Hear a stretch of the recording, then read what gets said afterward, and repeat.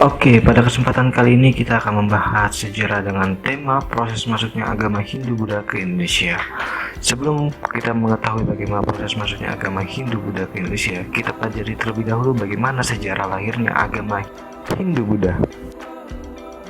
Yang pertama akan kita pelajari adalah sejarah lahirnya agama Hindu. Agama Hindu berkembang pada tahun 1500 sebelum Masehi di lembah Sungai Indus, India, dibawa oleh bangsa Arya yang memiliki kebudayaan Hindu dan bertemu bangsa Dravida yang merupakan bangsa asli India. Sistem kepercayaan agama Hindu berupa penyembahan terhadap banyak dewa atau politeisme. Banyak dewa dalam ajaran Hindu, namun ada 3 dewa utama yang disebut Trimurti. Yang pertama, Dewa Brahma sebagai dewa pencipta, Dewa Wisnu sebagai dewa pelindung, dan Dewa Siwa sebagai dewa pelebur atau pembinasa. Trimurti sendiri berarti yang maha kuasa. Kitab suci agama Hindu disebut Weda, artinya pengetahuan tentang agama. Dalam agama Hindu, manusia dikelompokkan dalam kelompok-kelompok sosial atau yang disebut kasta. Ada 4 kasta dalam ajaran agama Hindu.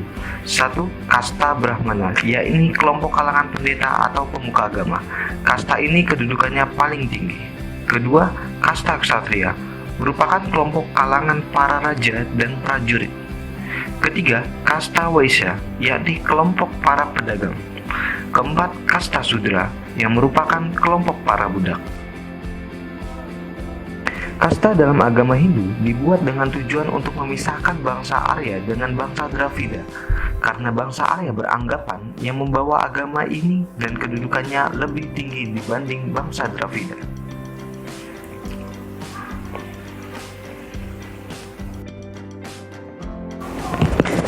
Kemudian kita bahas sejarah lahirnya agama Buddha. Agama Buddha lahir sekitar abad ke-5 sebelum Masehi. Agama ini lahir sebagai reaksi terhadap agama Hindu, terutama karena keberadaan kasta.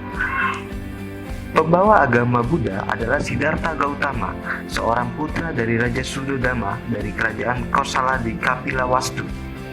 Untuk mencari pencerahan hidup, ia meninggalkan istana menuju ke tengah hutan untuk bertapa dan akhirnya mendapatkan bodhi, yaitu semacam penerangan atau kesadaran yang sempurna. Sejak saat itu, Siddhartha Gautama dikenal sebagai Sang Buddha, yang artinya yang disinari. Kitab suci agama Buddha adalah Tripitaka.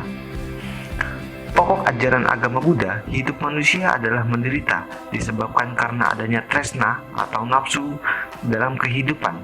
Penderitaan dapat dihentikan caranya dengan menindas tresna melalui 8 jalan atau astawida, yakni ajaran yang benar, niat atau sikap yang benar, perkataan yang benar, tingkah laku yang benar, penghidupan atau mata pencarian yang benar, usaha yang benar, perhatian yang benar, dan semedi yang benar.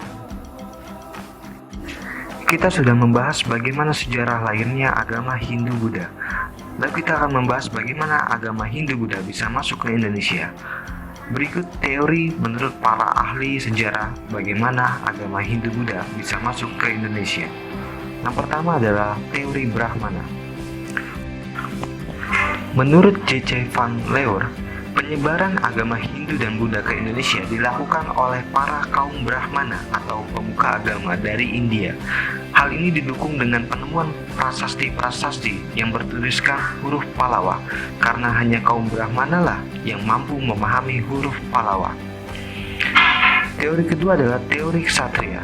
Menurut F.D.K. Bosch, penyebaran agama Hindu dan Buddha ke Indonesia dilakukan oleh para bangsawan dari India yang terdiri atas para prajurit atau ksatria. Para raja atau prajurit yang berperang di India yang kalah harus meninggalkan tanah India. Hal ini yang menyebabkan para raja dan ksatria melarikan diri, salah satunya sampai ke Nusantara dan membawa ajaran agama Hindu-Buddha ke Indonesia. Yang ketiga adalah teori Waisya.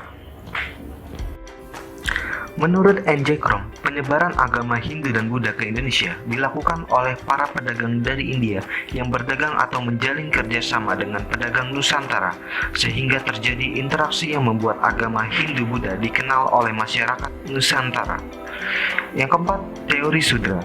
Menurut Van Weber, penyebaran agama Hindu dan Buddha ke Indonesia dilakukan oleh para budak dan pekerja dari India yang dibawa oleh para bangsawan atau pergi dari India ke Nusantara untuk merubah nasibnya. Yang terakhir adalah teori arus balik. Menurut F.D.K. Butts, penyebaran agama Hindu dan Buddha ke Indonesia dibawa oleh orang-orang Indonesia itu sendiri yang pergi belajar ke India, kemudian mengenal agama Hindu-Buddha di India, lalu ketika pulang ke Nusantara menyebarkannya kepada masyarakat Nusantara. Oke, kita sudah membahas bagaimana proses masuknya agama Hindu-Buddha ke Indonesia. Menurut kalian, teori mana yang paling kuat dan tepat?